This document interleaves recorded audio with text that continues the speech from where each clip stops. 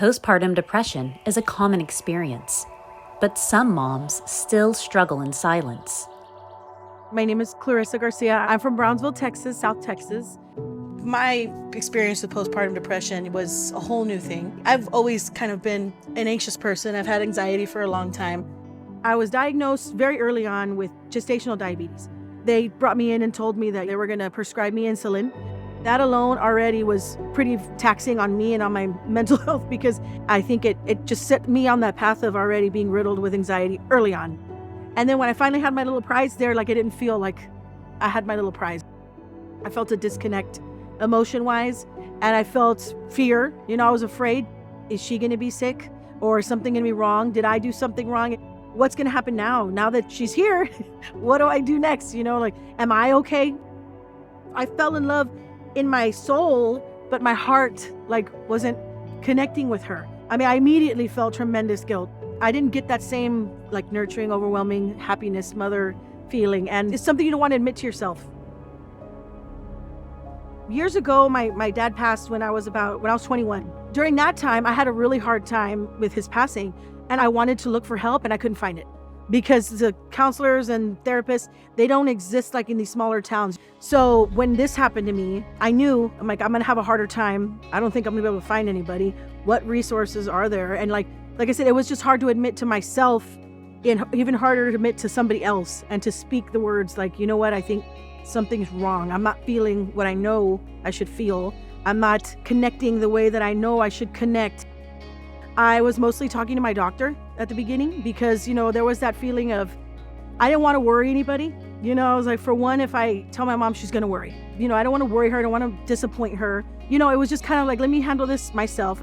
Once I got over the hump of admitting it, which is something that Mexicans, Hispanics, you don't do that. I told my mom, told her, Mom, I feel strange, something's wrong. And she's like, no, she'll go, well, I went through that.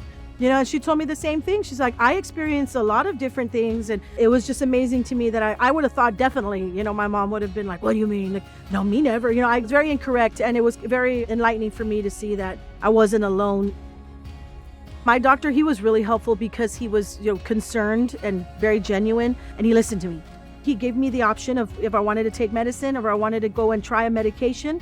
And he also gave me the option of just doing it, myself. But he gave me some really helpful tips, do things on your own, take some time for yourself. The things that, that helped me with my postpartum depression were simple things, just kind of listening to music, really soothing songs and stories and things like that. Just kind of getting some time to myself. It didn't take these extravagant, crazy, elaborate things to help me. It was just little small steps that I took that eventually have helped me get here to where I'm at, which is, I'm not perfect, never going to be perfect. I don't think I'll ever be 100%, but I am very much closer to where I want to be, and I'm happy about it.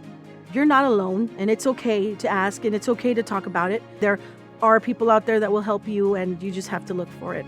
You might feel all these pressures that probably aren't even there. I thought that my mother wasn't going to be accepting of it, and she was. I thought that, my doctor was kind of going to want to just do whatever he wanted to do, and he wasn't. So all that fear that I had was for nothing. It was really for nothing.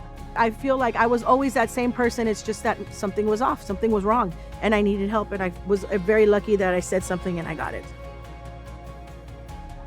Talking can lead to healing.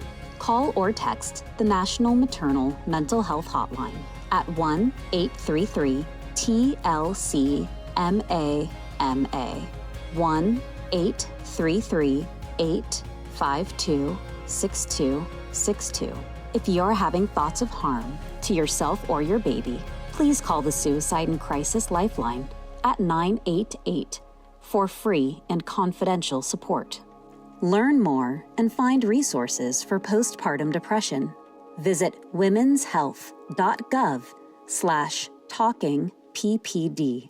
Brought to you by the U.S. Department of Health and Human Services, Office of the Assistant Secretary for Health, and the Office on Women's Health.